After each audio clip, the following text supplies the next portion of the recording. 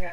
So a little about myself. My name is Nikita Telesford, and I went to Oakland University in the Horizon League for 4 years, and then I transferred to Concordia University in Montreal, Quebec, Canada. Um, when I went to Oakland University, the first year that I was there, my coach and I decided that it would be best if I redshirted just because we had a lot of post players and the likelihood of me getting a lot of playing time was low, and he wanted to be very transparent in that. So we decided it would be best that I would redshirt. And then when I finished my 4 year program, I decided that it would be best for me to transfer to Concordia in Canada just because I am Canadian. And Canada's a little different in the sense of like getting jobs and stuff where they're a little bit more picky of where you get your degree from. So I wanted to have a degree. I want to have the flexibility to go anywhere. So I want to have a degree in my home country and in America. And then also in Canada, a lot of people don't know, but you get 5 years of eligibility. So because I only played for 3 years, I would have 2 years left. So that was me being able to get my master's and finish the whole program under scholarship. Did I enjoy playing athletics in college? Absolutely. I definitely enjoyed it. I feel like being a student athlete is such a unique experience that if you get the opportunity to experience, you should get the best out of it. Being an athlete has always been what I've known, but it's molded me into the person I am today. And being able to play it in college has just been, I've been able to, create memories and relationships that if I didn't play, I wouldn't have. So I definitely think it was the most like one of the best things I could have done for myself. I decided to transfer because, like I said, I did want to, get a degree from both countries. But also when I was at Oakland, I was there for 4 years. So the people that I went in with were also leaving at that time. And it just kind of felt that my time at Oakland should be done. I felt that, I did all that I could at Oakland. And I felt like me personally, it was time for me to experience something new. While I was at Oakland, I literally had everything, a college athlete would want. And, I had a boyfriend, I had amazing teammates, I had basically a guaranteed starting spot, and I still wasn't happy. And I decided that, even just take a leap of faith and try something new, experience something different. Because also at that time, I wasn't really sure that I wanted to continue playing basketball after college. So it kind of turned into, do I stay here to play basketball or do I try and, advance myself in my career and go and get my master's somewhere else? So I definitely think that, when I transferred, it was just the time for me to go. So because I didn't come in as a freshman at Concordia, they kind of looked at me differently. I don't know if they thought I knew everything or thought I was better than them. I don't know how that works, but it was just very hard for me to get into a flow of things with the team. Um, you know, they always used to call me a rookie, and I was like, I'm not a rookie. I've been to college for 4 years. But it was just very Canada and U Sports. That's what they call it, the NCAA in Canada. It's U Sports. It's just a completely different organization. And when I went there, because I was in the NCAA, I was used to things working a sort of way, and it was different when I got there. And molding with the team was very difficult for me. It was a very long process, and I feel like after a while I just kind of gave up and decided, I came here to go to school and I came here to hoop, so that's what I'm going to do. And a lot of people forget that you still have to go to school when you're a student athlete. So I think that the on-campus life for me personally, it was great. By the time I became a senior, it did dwindle down a lot, just in all social aspects, not just parties, but even organizations, clubs, everything kind of came less and less as time went on. But I feel like I was super close to my teammates, so I didn't look much farther for friends or anything, but they were definitely there if I wanted them, and Oakland, because it was a small campus, it was kind of if you lived on campus, people knew who you were, and in that aspect, it was great. Concordia, on the other hand, you don't live on campus with your teammates.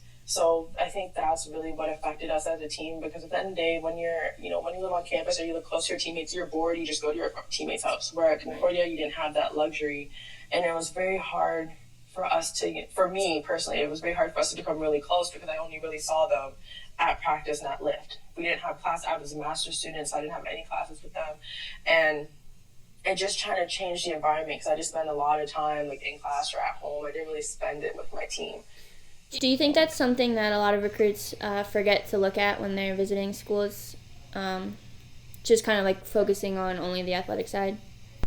Absolutely. When I went to Oakland when I was first being recruited, I didn't look. I was just so excited to go on a visit and finally start looking into that phase of my life that I didn't look at nothing really academic. And it's kind of like, yeah, you spend a lot of time practicing, but you also spend a lot of time in classes. You're a full-time student as a student athlete, so it was kind of it was a surprise when I got there, when I realized how much time between basketball and school it really took. And it was just I just felt that I should have done more research. I should have looked harder into what the campus life was like versus only looking at what basketball was like. The different coaches that I had definitely impacted my success while being a student athlete. When I was at Oakland, we did have a coach change. We ended up changing two of the assistant coaches. The first assistant coaches that I had, they were during my redshirt year, and they were amazing. They were like all-star players. One was in the WNBA, and they just really knew and loved the game of basketball. They wanted you to get better. They went out of their way to ensure that the team was always working on being better. And then when we had the coaches change, it was kind of, these coaches, it just didn't feel like they really fit the culture of what we were trying to create. So that definitely changed the dynamic of the team. Mm-hmm. And the people that knew the coaches beforehand were kind of like, okay, what's going on? Like, this is completely different than what we're used to. And, it kind of changed, it changed the way that I played, because when I was a redshirt, my coach always had me on the floor. I was probably on the floor more than the team because I didn't play. She was like, you're going to get in the time just like everyone else is. So I was always on the floor. And then when other kids came in and they were redshirted, it was completely different with those new coaches. So the development for the team in general was completely different.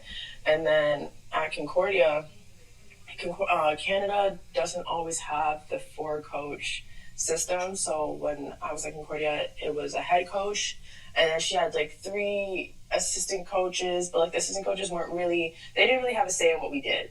So it was kind of it was just our head coach, basically. And when you're in a situation like that, it's kind of hard, especially where I came from, knowing what I knew, and coming into Concordia, it was a very different situation for me, just because, the head coach can say things and then you go to the assistant coaches to clarify. When you don't have that, it's very hard for the head coach to do everything by themselves. Right. And I felt like it was hard for our team to progress at the level that we were supposed to, because it was kind of like a one-woman show, and she didn't have the personality to do everything by herself. And if she did have assistant coaches, it would have been a lot easier for the team to, get shots in and, understand what she was saying. Because when you asked her questions, it was kind of like you were bothering her, just because she didn't have anyone else to buffer out those questions that the assistant coaches usually did.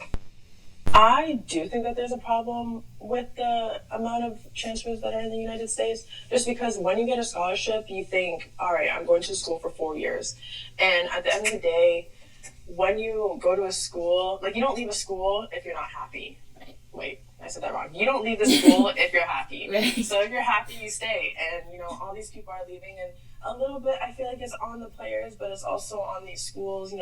Sometimes players leave because, they're not playing or whatever. And I feel like that's not the greatest reason, unless, you've been there for years. But, if you're a freshman, you come in, you didn't play, and you leave, it's kind of what did you really expect? But I just feel like institutions have to do better at retaining these students. You don't need students in and out of the programs. When I went into Oakland, I came in with 7 girls. Mm-hmm. That's half of a team. Yeah. And it's very hard to build up a team and win games when half of the team is brand new. So it's kind of why, and another reason is, why did you have to bring in 7 girls? What happened the year before where you lost 7 people? So now it's why are all these people leaving, and where are they going? It's just, they need to fix it. They just need to fix it. They need to figure out, schools need to find a way to make their players happy and to grow these children. These are kids, impressionable kids that are coming onto these campuses, and they don't know any better, and you're not helping by not helping them grow. So do you feel like on your visit to both schools and your recruitment process as a whole, that the schools accurately portrayed how it was on the team when you got there? Not really. I feel like when I went there, like, obviously they want you to come there, so they're just trying to, say whatever they can to get you to go there. Because at the end of the day, if you're being recruited, they feel like you can help the team. But on the back end, like, I know being a player and, being a captain, I was a captain at Oakland, and I hosted so many visits. And it was kind of like, we need this player. It's your job to make sure that this player signs. And, if that's the case, you're going to leave out, the little challenges and everything. You're not really lying to them, but you're just not telling the whole truth. Right. And, those little things that you're leaving out could be the difference between them coming and them staying. And at the end of the day, like, it sucks that you have to act like this, but I actually go to the school. So it's kind of like, if you don't sign, I'm the one that, faces the consequences for this. So, I'm going to do whatever I can to make sure that you come here. And it's sad that, you feel that pressure because you want people to enjoy their student athlete experience as much as they can. And if they feel lied to, they're just going to end up leaving anyways. Right. So you might as well be as truthful and transparent as you can during that process. I think this website would have helped me so much just because it would have given me the information that I needed. A lot of the times, you would do better if you knew better. I didn't know. So I feel that with this information, you'll be able to research all aspects of the school and kind of prepare yourself for a situation. I'm not saying that, I wouldn't go to Oakland again or anything, because I do have a lot of friendships that I would never give up. But I would have wanted to prepare myself differently to come into that situation. I feel like this website would have helped me with that. I feel that every coach should be rated. And I feel that because people learn differently. And if you're someone that needs someone yelling at you, like, you should know that before you go to the school. And I just feel like coaches aren't held to the standard that they're supposed to nowadays. And a website like this can kind of help with that. I think that if I went to the right place from the beginning, I would have always truly loved basketball. I think that as I stayed at Oakland, I started to fall out of love with basketball. It kind of just became an avenue for my education. And, I felt that it was just something that I had to do. It wasn't really something that, I truly enjoyed anymore. And it wasn't until I transferred that I really started to love the sport again and realize that, I enjoy doing this, and this is something that, I could do after I'm done college. But if I went to this right school from the beginning, I would have never had to have that whole realization in the first place. I think that you should try and help as much people as you can. I am someone that truly believes that I shouldn't have to learn from only my own experiences. If I could learn from Susie, Greg, Nicole's experience, then that's what I want to do. I shouldn't have to make mistakes to learn. And I also feel that, I feel like if the information is out there, it's your job to go and find it. And with this website, the information will be out there. So now it's like, okay, did you do the necessary research to put yourself in this position? Because at the end of the day, you choose the school and you choose, if you want to go there or not. So with this website, you have the ability to make the right decision for you with all the information. And it's not just a blind decision that you just made on a whim. Right.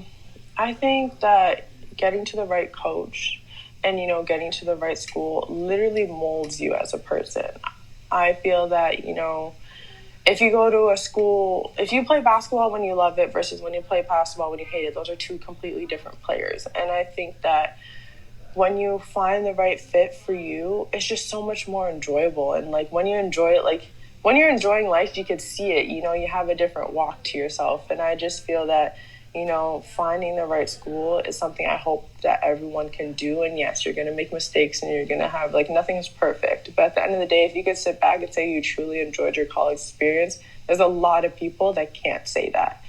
And I think that with, this type of thing where, you have people filling out these surveys and it being anonymous allows people to be more open. When you sent me the survey, I immediately did it. I didn't even really know what the website was. I didn't know none of that. I was just like, you know what? If I could help at least one person, then I'm doing my job. I'm helping other people out.